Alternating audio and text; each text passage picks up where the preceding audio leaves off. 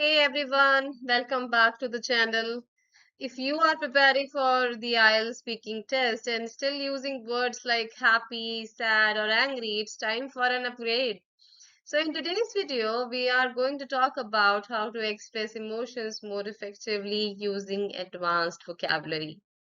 Now, you must be asking why. So, the reason is the more precisely and naturally you describe your feelings, the higher your chances of scoring band 7 or above. So, especially under the lexical resource criteria. So, we will first learn some powerful emotion words. Then I'll show you how to use them in a sample cue card response. And finally, I will share quick tips to help you make this vocabulary part of your everyday speaking. So stay with me till the end. Let's move to the words. Okay. So the first word is furious, and as you can see, the person is like quite angry over here, right? So rather than saying angry, you can say furious, or you can say enraged, incensed, livid, irate. And the example sentence is the manager was furious about the production delay. So you can try writing one sentence on your own in the comment section. Let's move forward and go to the next word, and that is ecstatic.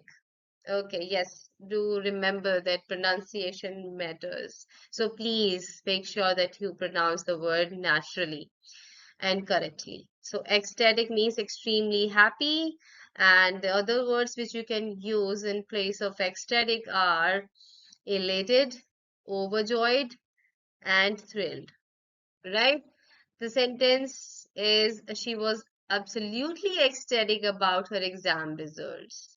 Now we are going for the next one, and that is cautious. The meaning of cautious is careful to avoid potential problem or danger.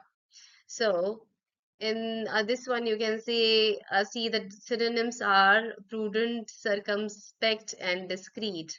All right, and here we go. The sample example is he gave a cautious answer to the sensitive question.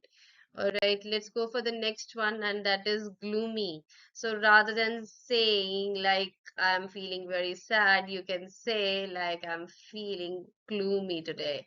So it basically means causing or feeling depression or pessimism. Okay, so here we go. The synonyms are despondent, melancholy, somber. And the usage is a gloomy atmosphere hung over the meeting. So gloomy atmosphere is not a positive one, it's a negative one. Means most of the people in the meeting are very sad, right? Deeply sad. Now let's go for the next one, and it is bashful. And bashful is not a negative word, but yes, it's basically used for those people who feel shy all the time, but in a sweet or gentle way, right? So they are like reluctant to draw attention. And the other words which you can use in place of bashful are diffident, reticent. And the usage example is here, and that says the bashful artist avoided the media spotlight. Now is the time to use these words in our IELTS speaking part 2. Yes, I'm talking about cue card over here, right? So I will give you a sample answer using some of the vocabulary we just learned. So here we go. The cue card topic, as you can see on the screen, says describe a time when you felt very emotional. So you should say when it happened, what caused the emotion, and what you did and how you felt about it. So if you want, you can take 1 minute time. You can pause the video and just try answering this question using the words which we have just learned. Otherwise, let's move to the simple answer and have a look at it. So the first part I have answered like this. So one time I felt deeply emotional, and that was during a surprise farewell party. My colleagues threw me for last year, and it was my last day at work before I moved to the different city for a new opportunity. Obviously, you are a little bit confused here, I guess, because the lines which are written on the screen are totally different from what I'm just talking about now. But yes, I'm giving you just a little bit idea what exactly these lines are about. I'm not reading them as it is from the screen. Okay, so let's go for the next one. So that morning, I actually felt quite gloomy. This is my version. I wasn't just sad about leaving, I was also a bit apprehensive about starting over somewhere new.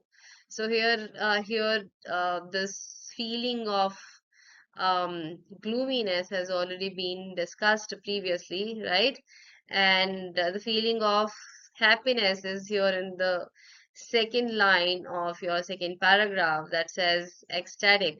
Okay. And now I will read directly from the screen without causing any confusion further.